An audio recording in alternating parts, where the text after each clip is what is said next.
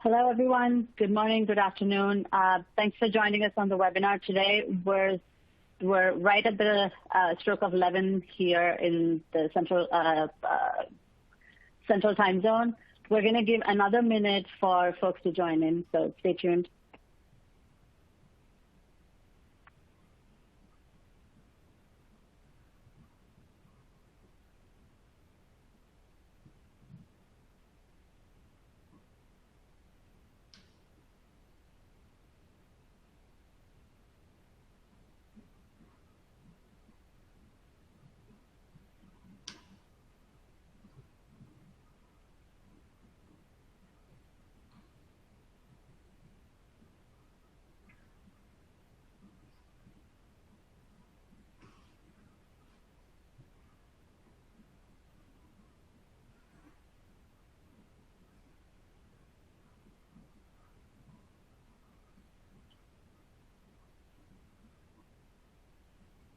All right, I think we can get started while we still have more folks joining in. But if you have already joined us with our previous webinars, then welcome back. And to all the new attendees, welcome. We are here to talk today about one particular scenario that we expect to play out post-COVID-19, affordable indulgence. If you attended our last webinar partnered with Mintel, it was on innovation, focus on innovation. Do we need innovation now? And if so, what do we focus on? So this is kind of like an extension of that. We're trying to delve into one particular scenario and see how products have been working in the space and what kind of action steps do we take in order to innovate in the space. My name is Kira Perumbala. I am marketing manager here at Sensient Flavors. My work at Sensient primarily revolves around gathering market insights and consumer insights that guide our own internal innovation process, as well as working to support our customers' brands' innovation pipeline. And joining me today is Lynn Dornblaser from Mintel. I let Lynn introduce herself. Thanks, Kira. Yes, this is Lynn Dornblaser. I'm from Mintel, and you probably know us as a research company with a number of data sources in terms of new products, so tracking innovation, knowing what consumers think and say and do, and a number of other things as well. So I'll be talking about some of those types of issues when we get to my section on this great topic, affordable indulgence. Thank you, Lynn. We're going to jump right into understanding this pandemic that we are currently going through, right? Humans for generations have seen other pandemics, other recession, etc., troublesome times, but this particular situation, the COVID-19, is completely different in its own way. In the past, people's lives, people's livelihoods do get affected, but this is the first time where it's a matter of life, changing how we currently carry on with our lifestyle, and as well as affecting a big portion of consumers' livelihood. So understanding what all these three forces coming together, what kind of pattern changes is it causing?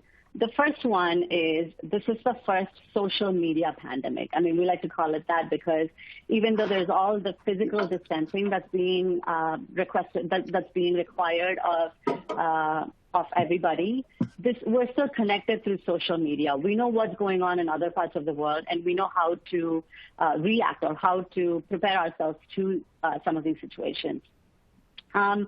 While there's this need for physical distancing that may continue way past even the next few months when we're hoping to get a lot more things under control. There's still going to be a need for physical distancing, and that's not easy. Again, being humans, one of our primary needs is to be social. So kind of creating that distance is going to cause a little bit of turmoil in our lives, causing us to be more stressed, and causing us to pick up new habits that we're not really used to doing. And unlike other pandemics from before, acts of kindness and considerations are getting a lot of attention, are getting a lot of focus from consumers globally. If you have attended our previous webinars, we did talk a little bit about the 10 different potential scenarios to be prepared for post-COVID. I'll quickly run through the list. The first one that is the focus of our presentation today is affordable indulgence.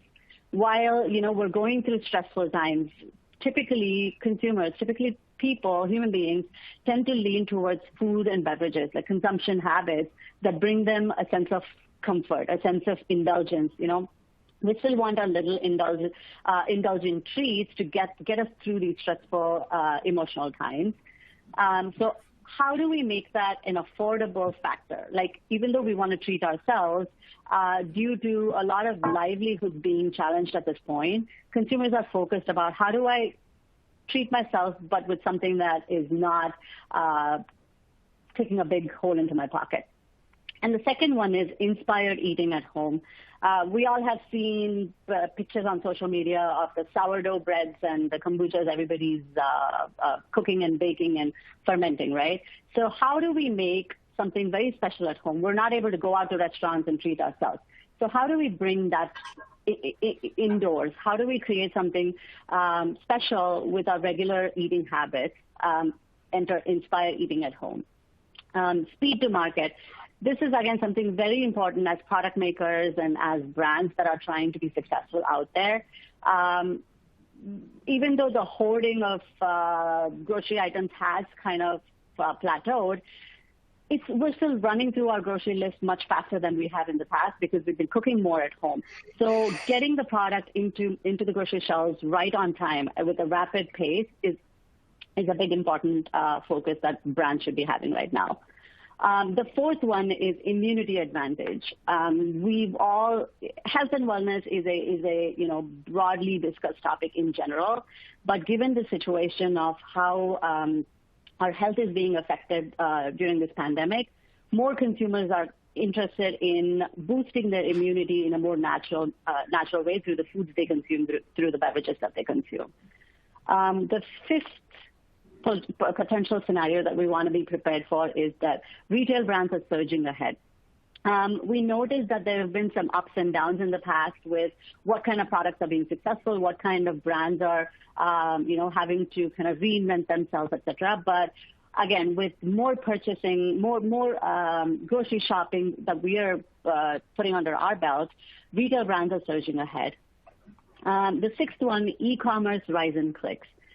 E-commerce, something that has changed our lives drastically in the past couple of decades, but there was still a big part of the consumers, a big portion of the consumers that weren't exactly engaging in e-commerce, but with this physical distancing requirements, et cetera, everybody is now an online shopper. And, we're getting comfortable with that habit as well. The seventh one that we want to talk about is made local.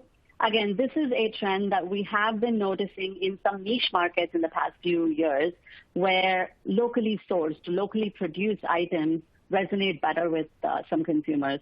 But this is taken to another level now because, transportation issues and things that you need to, again, speed to market. You want to make things available to get on the shelves much faster. So making something being made locally is getting a lot of focus.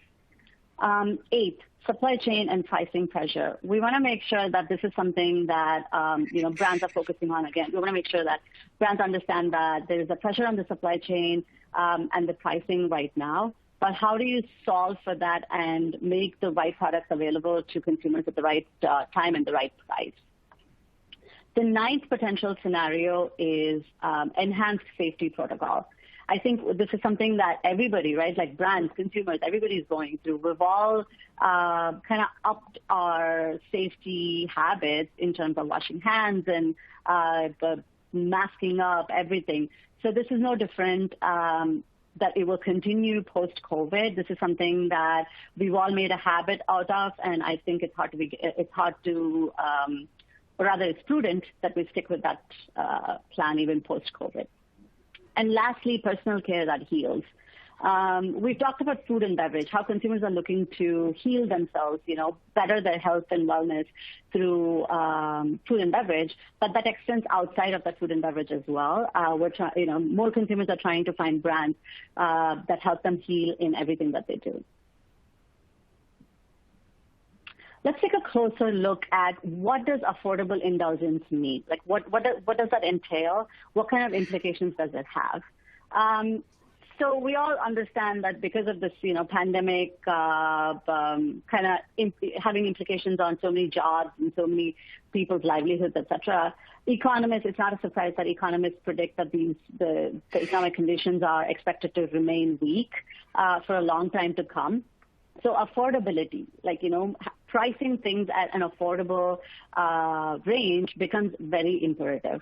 And during times of crises, in the past, we've learned that consumers tend to be more cautious of how they spend their money or where they spend their money and avoid any kind of excess expenditure.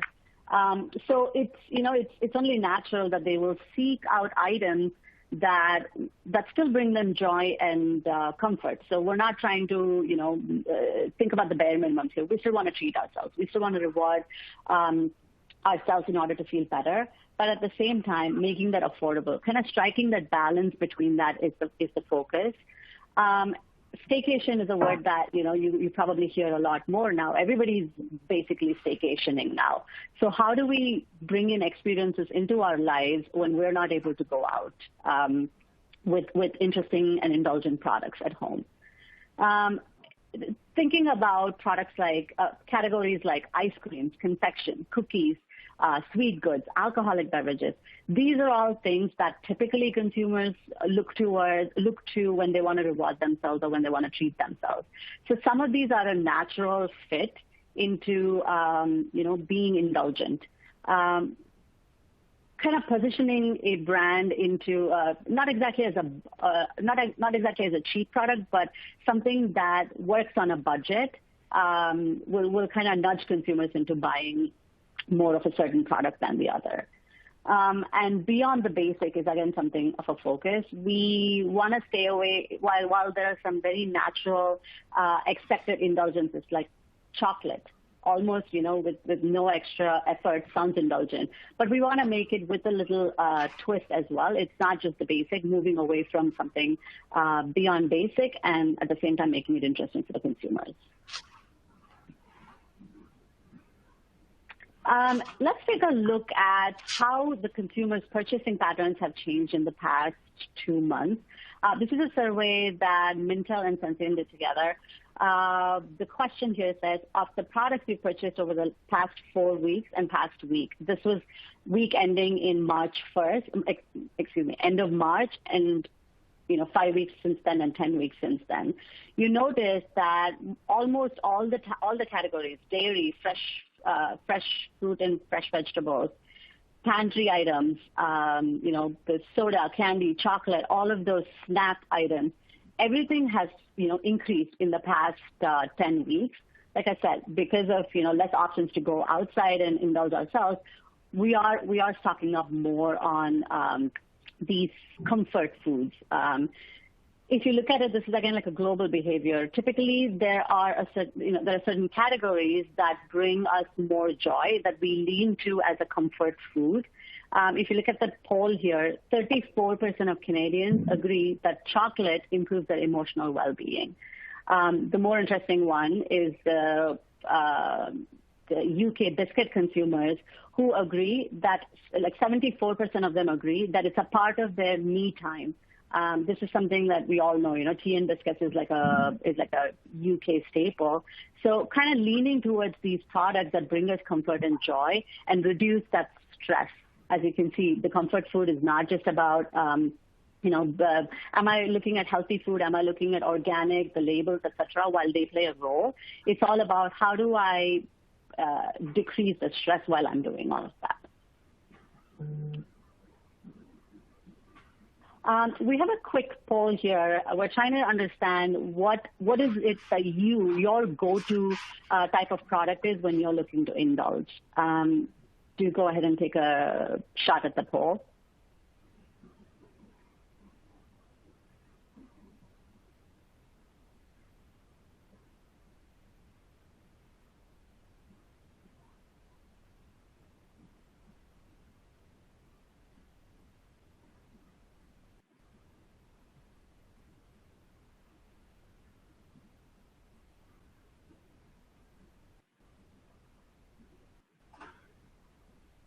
All right, I think that's enough time. Let's see what our results says.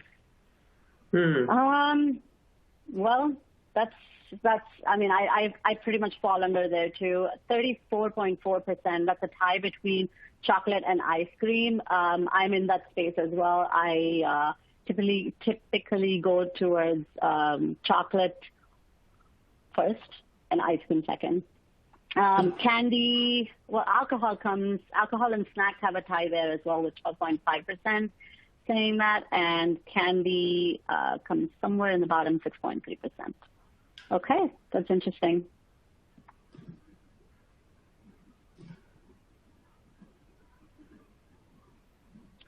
All right, we're taking, a step back into understanding how consumers behaved during the 2008 recession, on how their in-store purchase behavior was.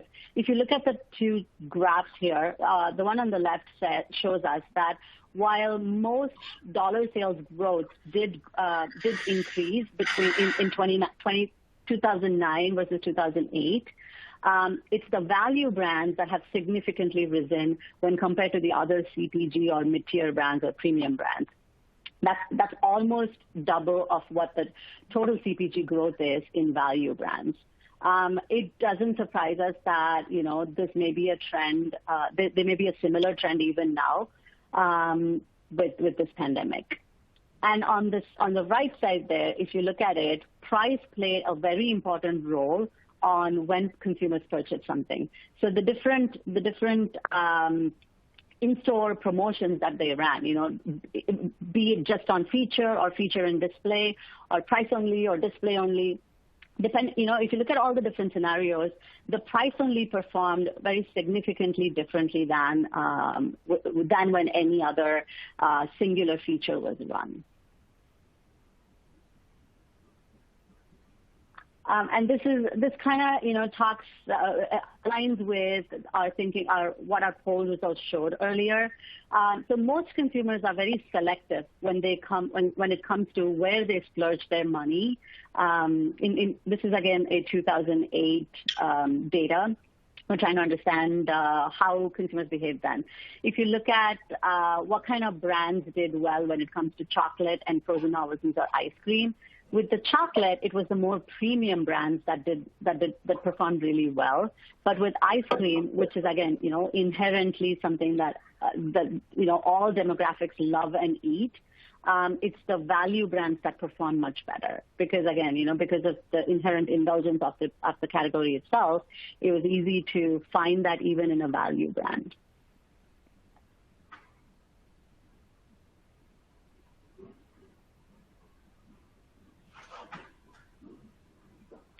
All right, I'm going to pass it on to Lynn here. Yeah, great. Thanks, Kira. So last time, if you were in the webinar last time when I talked about innovation, you might remember this particular slide. What this shows is new product introductions in the U.S. market, looking back over about 12 years and showing them as a percent of all introductions. And you'll see where those two red boxes are. Those represent, well, certainly in 2008, 2009, 2010, the one that's on the left, that represents that recession. And then the box on the other side is 2019 through now. And what stands out is that there's some categories that experienced a bit of a bump in terms of new product introductions during the last recession.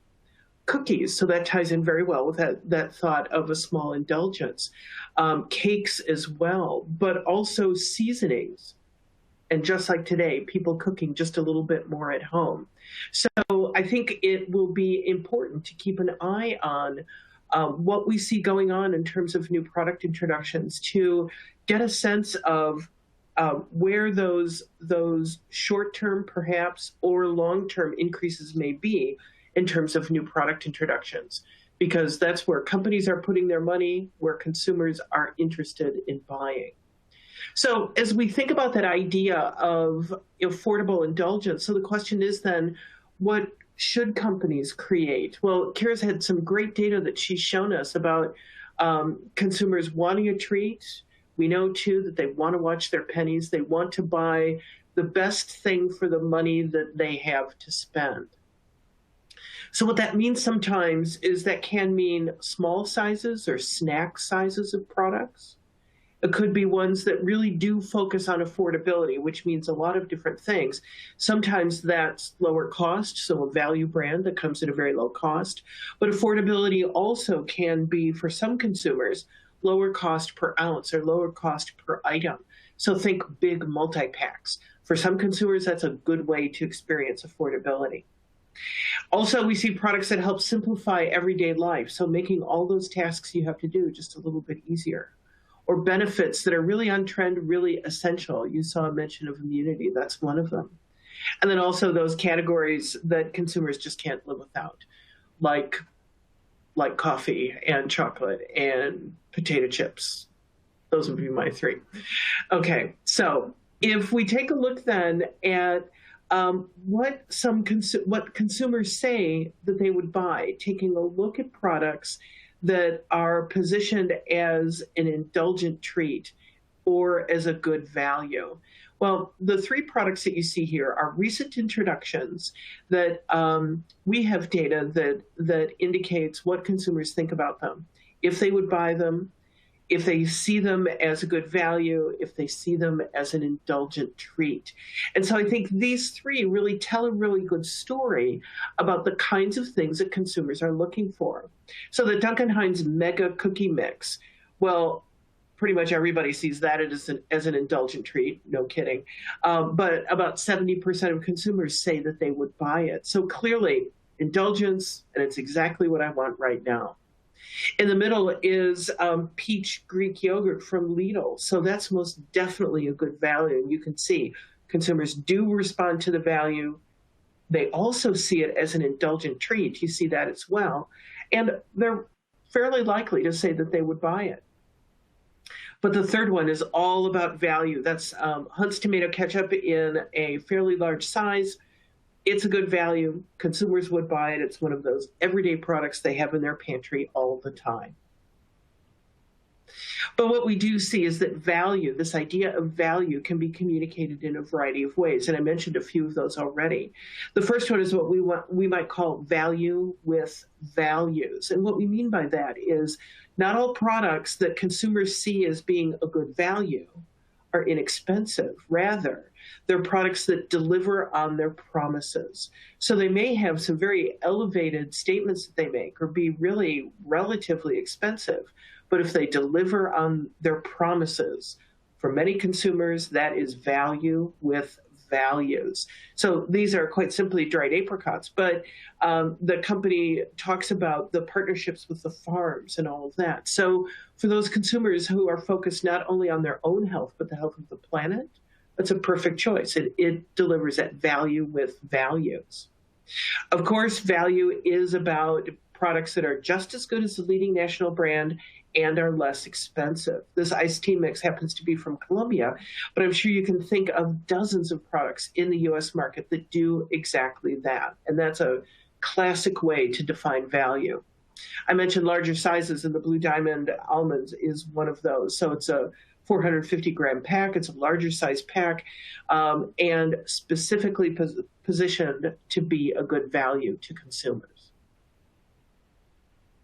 Now, on the topic of private label, we see private label being more and more competitive with all types of branded products, but it isn't just about price.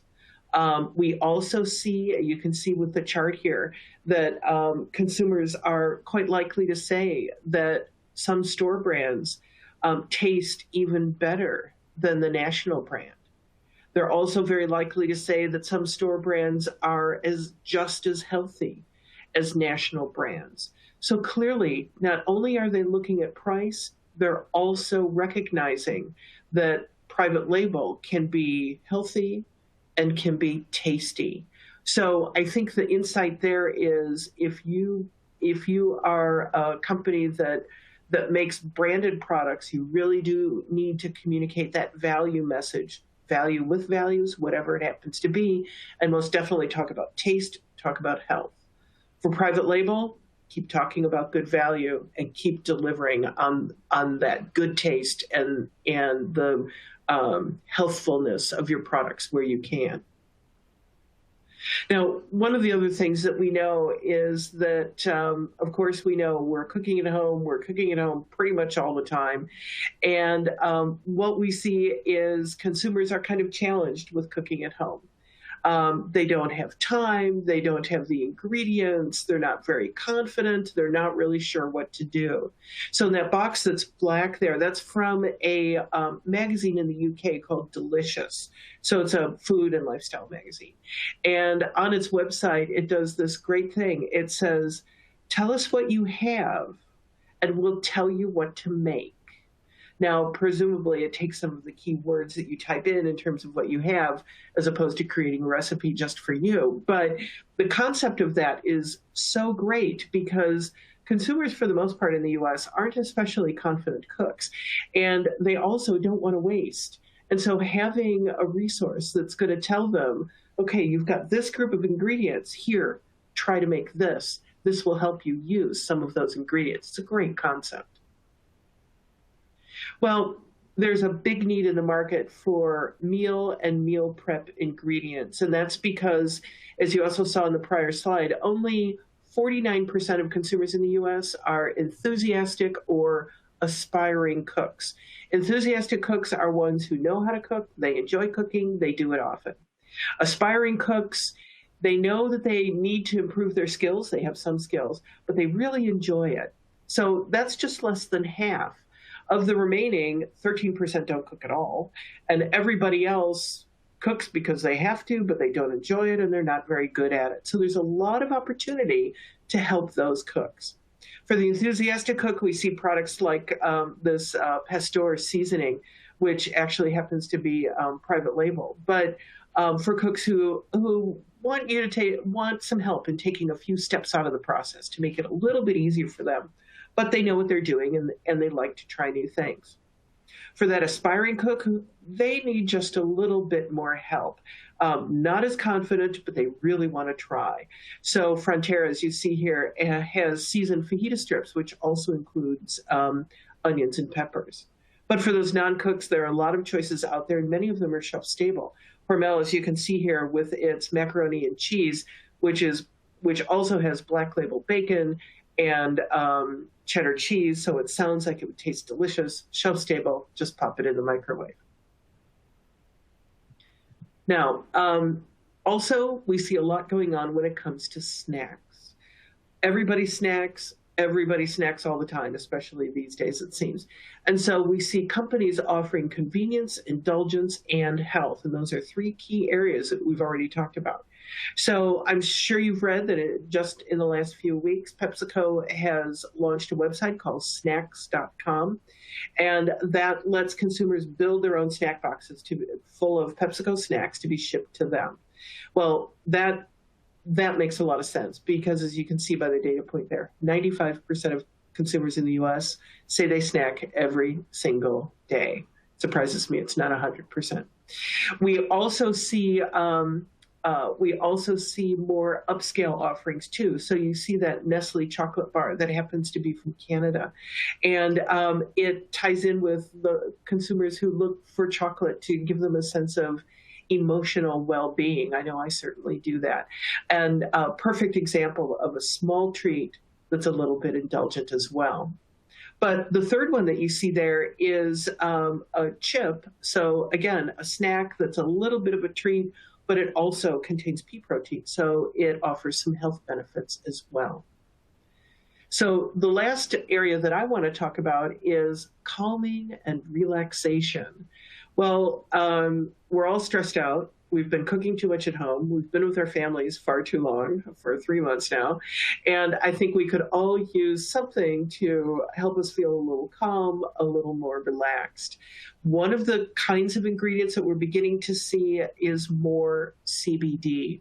We don't see it very much in terms of food and drink, of course. It appears mainly in supplements in the U.S. market. But you can see that Buddha tea, CBD matcha green tea, and it says on front of pack exactly how much CBD is in there. But looking beyond just CBD, we see other products that talk about B vitamins and natural sources of energy, like the Ethan's product there, to give you just a little bit of an energy boost. So clearly, consumers are looking for ways to relax and to be able to focus and get all those things done that they need to get done and still have time for snacks and to do it all affordably. So with that, I'm going to pass it back to Kira. All right, that was great. Thank you, Lynn. And the last segment here, let's visualize how do we bring this affordable plus indulgence? How do we put this, bring something like this to life? And what do you need? What kind of tools do you need to accelerate on this? The basic things that you need, right? One is you need an idea. You need the right type of ingredients, whether they be flavors, some fixes that you need to make for the taste, final product taste of it. So technology, colors, anything else that you might need with the ingredients, and putting all these together. Application expertise. You need to make sure that you have the right people working on something that is being developed. And lastly, this process being done with the optimum speed, from idea to prototype to beyond. You want it to be done rapidly so that it's available for consumers to start purchasing out there. This is a quick view into how we typically partner with our customers. More often than not, we get we are presented with a customer challenge. We either get a brief from them, for a project that they're working on. It could be like a long-term innovation focus that they have, or it could be an immediate line extension type of ask that they might have. So we put together, a team to make sure that we review and assess the brief, put all the success criteria necessary to go with it, et cetera, and then start ideation. We have our innovation teams, our R&D teams, marketing teams all come together, pull through an ideation session, creating concepts. We utilize our data partners such as Mintel in gathering those insights as well, and sometimes our own primary research platform to make sure that we understand the consumers, we understand the market, and make sure that these ideas are actually workable, right? Like they need to be made in the realm of reality, keeping the customer in mind. So taking all these factors, our R&D team immediately gets into rapid product and prototype development. We present these back to our customers. Sometimes it's back and forth on, we'll tweak this here, we'll add this here. Their requirements might change along the way, so we make sure we accommodate for all of that. And once these concepts are developed, talk about scaling plans. The customers are then trying to figure out how do we make all of this available on the grocery stores ASAP, to create a successful product. We partner at different levels here depending on who we're working with, but the main idea is to have all these elements figured out so that you're able to take from an ideation to actual product very quickly. And how do you develop for some of these, things that we were talking about, right? Like both Lynn and I, this idea of affordability, the idea of indulgence. How do you communicate this to a consumer? Something is important. This is an interesting chart here that helps you figure out how consumers think. We asked about 160 North America consumers on, compared to before the pandemic, how likely are they to buy a product that make them feel in the following ways? There are different emotions attached to these purchases. How likely are they to purchase? Change in their behavior before and after the pandemic. If you look at the, most of these healthier, energized products, protected products, etc., their behavior suggests that most of it is going to remain similar to before and after COVID-19. However, healthier is the one to focus on, where a lot more people are trying to focus on that. A lot more people are trying to say that I'm going to look at more products that make me healthier. Energized, protected. Some of these also talk to, especially protected, relaxed, nostalgic. These are all elements that play into the indulgence factor. Something that brings us comfort, something that soothes us, are products that we want to reach out to. And if you take a look at this one, it's very interesting. Again, like I mentioned earlier, connecting these emotions to what type of potential flavor choices do you make? If you look at how consumers have answered here, anything green, anything vegetable-ish suggests it has health connotations to it. If you look at anything citrus or anything berry, fruity, they naturally suggest energizing. They naturally kind of, sound refreshing. And lastly, things that help them feel protected. Again, with every possible cuisine being available to U.S. consumers now, we're all more open to what type of how we've, rewired our palates. Spicy, hot, ginger, mint. These kind of flavors, these kind of ingredient choices have become very natural in how we choose our food and beverage now. The next couple ideas are solely on how you can kind of pair all these insights together in making a product come to life. Take this one, for example. Sweet and spicy, bourbon, brown sugar, chicken meatballs. I think it sounds delicious just as I'm reading it. So Lynn talked a little bit about how there are different levels of cooks that we find among consumers now. So giving an option to somebody who either loves, everything being scratch made, or kind of giving them the right tools so it feels like it's, almost made from scratch. This is an example of a, chicken-based product where technically you could put together a package that gives them the right flavors, that gives them the right ingredient pieces. For somebody that's looking to go to a condiment aisle and just make something just that much better at home. Like, all you have to do is add chicken, but add like an interesting condiment to it, and you've got like a more indulgent product than it were before. And the next one, if you take a look at here, again, we all love to relax with a beverage every evening. So how do you incorporate some very unique ingredients, or take a known ingredient, pair it with a unique, unheard of, and just elevate that experience for the consumers? Taking like a basic, vodka or a non-alcoholic beverage, even soda would work for something like this. Adding these different flavors and creating something refreshing for consumers to relax with. And lastly, and my favorite, ice cream, salted and malted fudge. The idea of fermentation is something that I think is all the more popular now with people being at home. More people are experimenting with fermentation, and its connotations with gut friendliness has elevated its status as well. So taking something as basic as a vanilla ice cream. Well, I wouldn't say basic. I guess it's quintessential.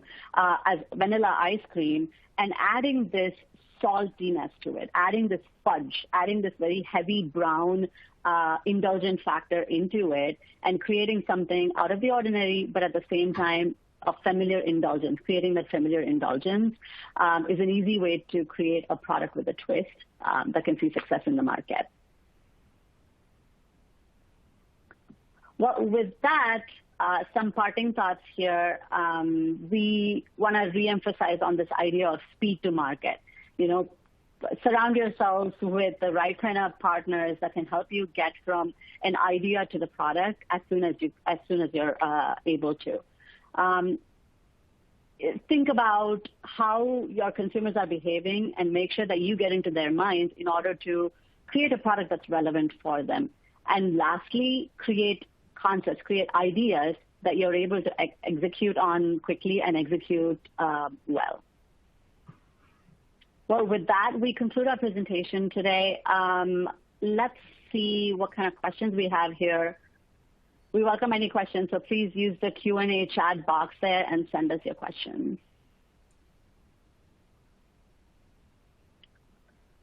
We have one here. Does indulgence mean different things to different people? Well, the short answer is yes. Indulgence, we showed you products. I think Lynn had an interesting collection of products that talked about how something like ketchup could be indulgent to somebody versus something, exorbitant. Like you can add like all the chocolates, all the fudge pieces into an ice cream and create an indulgence factor. It also depends on who goes shopping, like who's purchasing these products for you and what is indulgence to them, right? Like I could be somebody who favors chocolate, somebody else could be favoring candy, but understanding that you're hitting these nostalgic elements in it, these generally accepted indulgence elements in it will help make sure that, most products are easily consumable. Exactly. And I'll add just a little bit to that. That whole idea of indulgence being different depending on the person, the same with value being perceived differently depending on who you are and depending on your circumstances.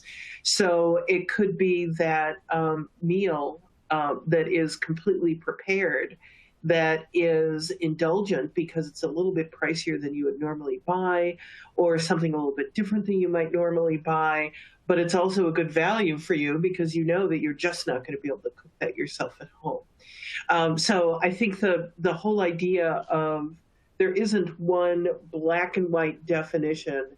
This is what indulgence is. This is what affordability or value is. It really is so different depending on the person and depending on the occasion.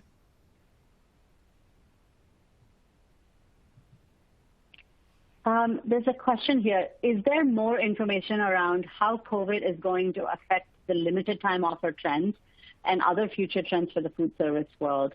That's a great point that you bring up. Limited time offer is always a good idea. Like whether you're an established brand that's trying to bring in new consumers into your world, or whether you're testing out a certain product to see its success, measuring its success overall. We live in a world where we are very, our attention span is very short. So getting somebody hooked on to a flavor or an idea that a different product with limited time offerings has proven successful for many brands. I believe that especially for food service restaurants and quick service restaurants and food service world, it's a great idea to kind of lean in on this trend of offering something to your consumers today and seeing how it performs in order to whether you want to continue with it or reintroduce a completely different product for their interest. Yeah. I think that's especially important if your market tends to skew, if the consumers that you're going after tend to skew a little bit younger, because younger consumers, much more digitally focused, much more scattered in terms of all the different inputs of information they have in their lives, all the different things that they do, that group of consumers is going to respond more favorably, I think, to limited time offers. It's the specialness of it. We're only going to have this on the menu for a month or whatever it might be. And they're always willing to try something a little bit new and a little bit different. So I think that's another reason why the whole idea of limited time offers is something that's going to stick with us far beyond COVID. Okay. I do want to be conscious of the time, but I'm going to take one more question here. the question says, what are the vegan trends? I'm not sure if I interpret it right, but I'm going to answer for where do we see vegan trends going. So vegan. Okay, Lynn, do you want to talk to that? Sure. I'll take let me say a few words and then feel free to jump in. I think vegan trends, I think the idea of meat-free meals, animal protein alternatives is something that we've seen growing. And with COVID right now, it feels like there's a big spike in interest, partly because of consumers being worried about food supply, especially when it comes to animal proteins and the safety of that, and a stronger focus on environmental issues and all of that. I wonder a bit if vegan, which is, for most consumers, is challenging and a little bit difficult to do really well, to eat vegan properly. I wonder how far that will progress. I think what has so much growth potential, though, is perhaps not growth in consumers eating a completely vegan diet, but rather more and more consumers experimenting with meat-free meals, with animal product alternatives, and all of that would appeal to consumers who do eat animal products, want to eat fewer animal products, and want to try something just a little bit different. What do you think, Kira? Yeah, I agree with that. In fact, I think that's the most that we notice even with consumers, right? Like, it's mostly associated with health focus. So they're either trying to cut down on the amount of meat they consume, and how do they replace that is with all these, other vegan options that they have available. And we kind of have proof for that as well. If you notice, some of these market leaders in that space have accelerated their supplies to regular grocery chains. Something like a vegan burger that you could get previously only at a restaurant, or selected quick service restaurant spaces. They accelerated their supply into making it available in a common grocery chain, because they saw that their products were being bought out more than before. And again, because there's so much at-home consumption now, it gives consumers something different to experiment with, something different to try out. We'll wait and see if the vegan consumers increase during this or not in a few months. Yep. All right. We're a little past our promised time. We'll make sure that the other questions get answered as well. But we want to take this time quickly to thank everybody that was on the webinar today. We do have one more scheduled for next week, so we would love to see you join us there as well. Lynn, do you want to say goodbye? Yes, and thanks for everyone for dialing in, and also to Sensient for including us in this, and we hope to see all of you next week. Yeah, thanks again, everyone. Bye.